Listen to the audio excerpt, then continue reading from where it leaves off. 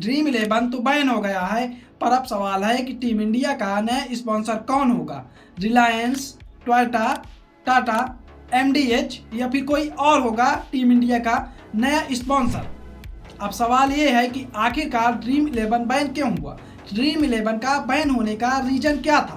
तो dream eleven को मैं बता दूं, आपको बैन होने का रीजन भारत सरकार थी, इंडियन गवर्नमेंट थी। क्योंकि इंडियन गवर्नमेंट ने एक नई पॉलिसी लाई है जिसके थ्रू जो भी रियल मनी ऐप थे, जो भी रियल मनी ऐप जैसे गेम थे, उनको पूरी तरह से इंडिया में बैन कर दिया गया है। चाहे फिर वो ड्रीम इलेवन रहा हो, माई सर्कल रहा हो, एमपीएल रहा हो या फिर कोई और ऐसे ऐप रहे हों, सब पूरी तरह से इंडिया के अंदर बैन कर दिए गए।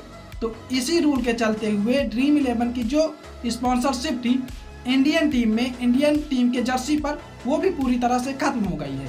और जो हमारे क्रिकेटर्स थे, जो ऐसे ऐपों का प्रचार करते थे, जो ऐसे ऐपों की स्पॉन्सरशिप लिया करते थे, अब उनको भी काफ़ी इससे नुकसान होगा। क्योंकि कोई भी क्रिकेटर ऐसे ऐपों का प्रचार नहीं कर पाएगा, पैसा लेकर के तो और भी नहीं कर पाएगा। और ऐसे ऐपों को क्योंकि बैन कर दिया गया है कि चाहे रोहित शर्मा हो, विराट कोहली हो या फिर कोई और प्लेयर हो, अगर वो ऐसे ऐपों की स्पॉन्सरशिप करते हैं, ऐसे ऐपों का एडवर्टाइजमेंट करते हैं, फिर उन पर कार्रवाई हो सकती है, उनको सजा हो सकती है और उन पर फाइन लगाया जा सकता है। तो इसी रूल के चलते हुए जो ड्रीम इलेवन की स्पॉन्सरशिप थी वो टीम इंडिया ने पूरी तरह से खत्म कर दी है, उसको बीसीसीआई ने पूरी तरह से कैंसिल कर दिया। तो अब सवाल यह है कि कौन होगा टीम इंडिया का नया स्पॉन्सर। लेकिन उससे पहले सवाल यह है कि ड्रीम इलेवन की जो स्पॉन्सरशिप थी टीम इंडिया के साथ, वो कितने दिनों की थी और वो बीच में कैंसिल हुई, तो उसके अभी कितने दिन बचे थे। तो मैं आपको बता दूं कि ड्रीम इलेवन के साथ जो बीसीसीआई की डील हुई थी वो 2023 से लेकर के 2026 तक 358 करोड़ रुपए में हुई थी। तो ड्रीम इलेवन ने बीसीसीआई को 358 करोड़ मतलब 350 करोड़ से प्लस रुपए दिए थे और ये डील 2023 से 2026 तक थी। लेकिन ये डील जो है वो एक साल पहले ही खत्म हो जाती है और इसको खत्म होने का रीजन मैंने आपको बता दिया कि इंडियन गवर्नमेंट की वो पॉलिसी है जिससे इस तरह के जितने भी गेमिंग ऐप थे वो पूरी तरह से भारत में बैन हो गए हैं।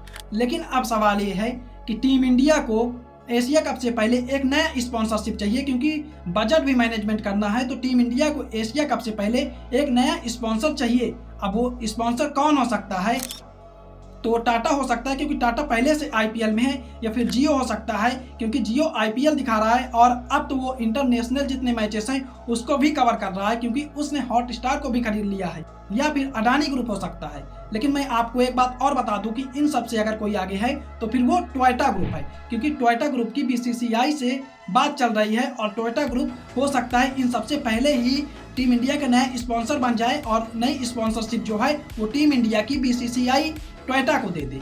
क्योंकि अभी फिलहाल जो टोयोटा है वो ऑस्ट्रेलिया टीम का स्पॉन्सर है और ऑस्ट्रेलिया टीम की जो जर्सी है उसमें आपको टोयोटा का लोगो देखने को मिल जाएगा। लेकिन अब बात यह कि टाटा को मिलता है, रिलायंस को मिलता है, एमडीएच को मिलता है और टोयोटा को मिलता है, तो फिर टीम इंडिया की जर्सी में ये लोगो कैसे दिखेंगे। तो चलिए देख लीजिए वीडियो में से।